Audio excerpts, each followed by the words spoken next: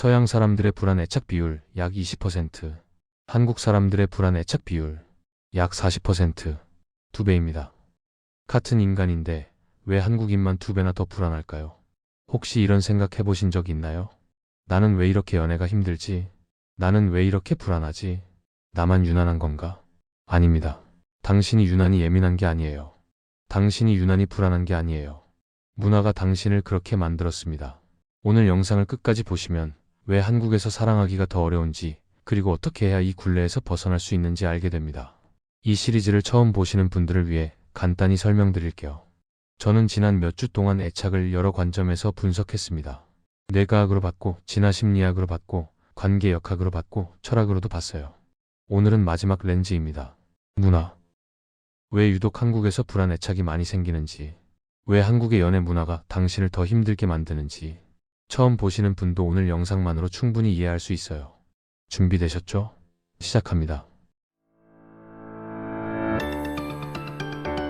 먼저 큰 그림부터 봅시다. 서양 문화의 핵심은 개인주의입니다. 나가 우선이에요. 독립성을 강조하죠. 너는 내 인생 살아. 한국 문화의 핵심은 집단주의입니다. 우리가 우선이에요. 관계성을 강조하죠. 남들이 뭐라 그러겠어. 이게 나쁜 건 아니에요. 집단주의에도 분명한 장점이 있습니다. 따뜻한 인간관계, 강한 공동체 의식, 정의라는 아름다운 문화. 하지만 애착 형성에는 치명적인 약점이 됩니다. 왜냐하면 집단주의 문화에서는 나와 너의 경계선이 모호해지기 때문이에요. 무슨 뜻인지 구체적으로 보여드릴게요. 민지라는 여성의 어린 시절을 상상해보세요. 한국에서 자란 민지. 엄마가 이렇게 말합니다. 엄마가 너 키우느라 얼마나 힘들었는데 엄마가 해준 거 생각하면 넌 엄마 마음도 몰라? 민지는 어릴 때부터 배웁니다. 내 감정보다 엄마 감정이 더 중요해.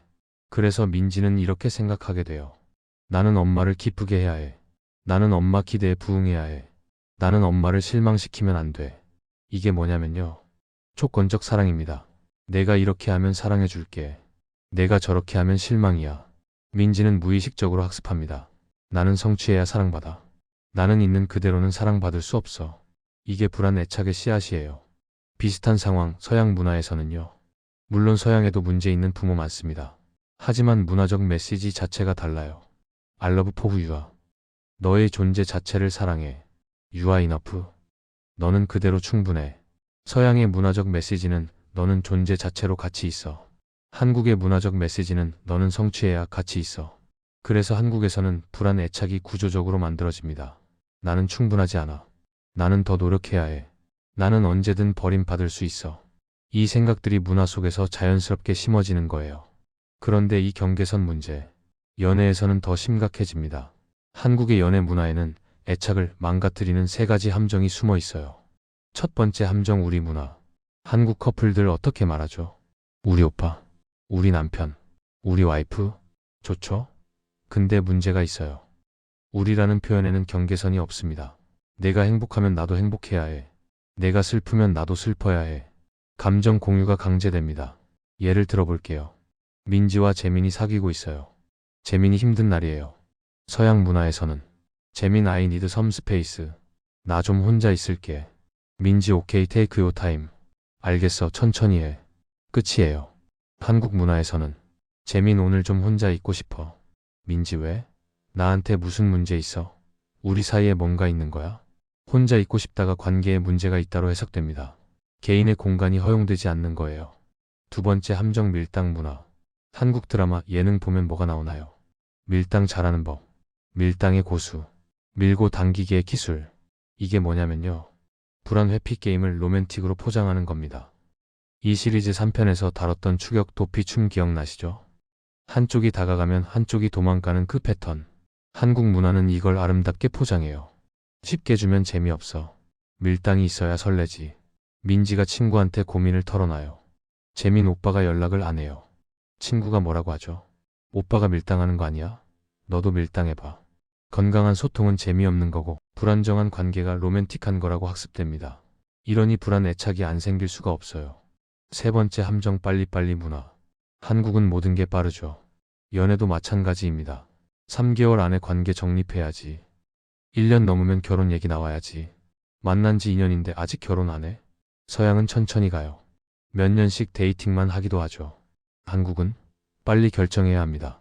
재민이 천천히 가고 싶어요. 우리 좀 천천히 가면 안 될까? 민지 그럼 나랑 진지하지 않다는 거야? 시간이 진심의 증거가 되어버립니다.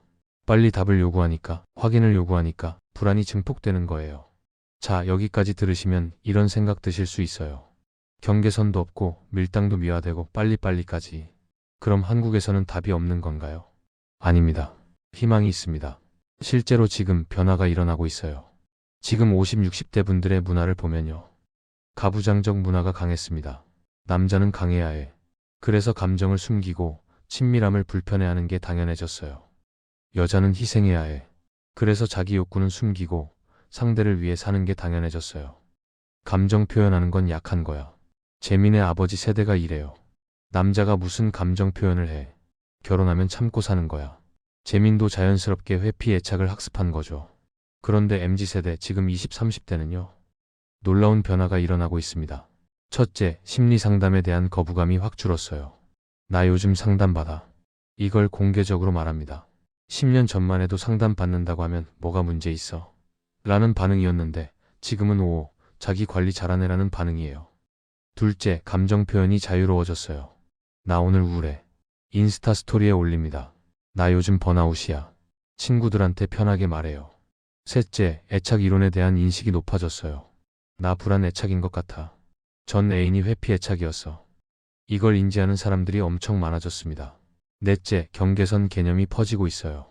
너라고 말하는 게 중요해. 내 감정은 내 거야. 이걸 배우고 실천하는 사람들이 늘고 있어요. 당신이 지금 이 영상을 보고 있다는 것 자체가 변화의 증거입니다. 10년 전에는 이런 주제의 유튜브 영상이 거의 없었어요. 지금은 수십만 명이 이런 콘텐츠에 관심을 가지고 있죠. 문화는 고정된 게 아닙니다. 문화는 변하고 있습니다.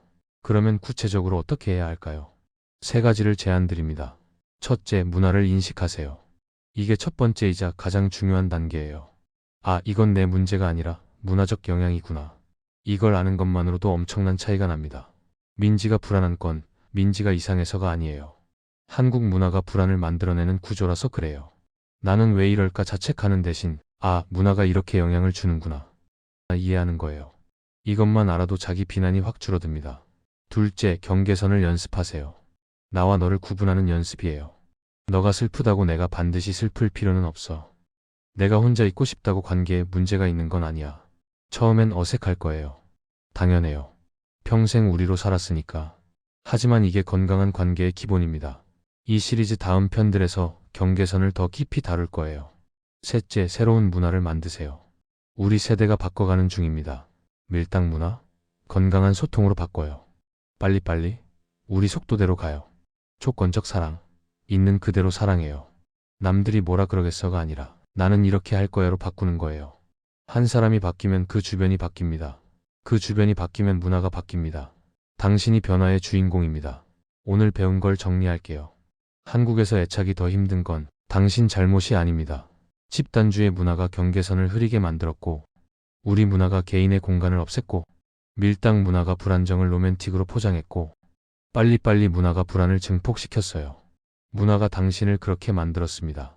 하지만 문화는 우리가 만듭니다. 우리가 바꿀 수 있어요. 이제 5편에 걸친 기본 시리즈가 끝났습니다.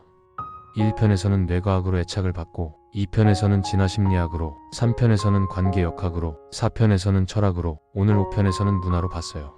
5가지 렌즈로 애착을 입체적으로 이해했습니다. 다음 주부터는 심화편입니다. 더 깊이 들어갑니다. 6편 주제. 왜 우리는 고통을 반복할까? 무의식이 속이는 법. 지금까지는 무엇과 왜를 봤다면 이제는 진짜 이유를 파헤칩니다. 왜 우리는 알면서도 같은 실수를 반복하는지, 왜 나쁜 줄 알면서도 그 사람에게 다시 가는지, 무의식이 어떻게 우리를 속이는지 기대하세요. 그리고 1편에서 5편 중에서 혹시 놓친 편이 있다면 지금 보세요. 어떤 순서로 봐도 괜찮지만 다 보면 훨씬 입체적으로 이해됩니다. 댓글로 알려주세요. 한국 문화에서 어떤 게 가장 공감되나요? 우리 함께 바꿔가요. 다음 심화편에서 만나요.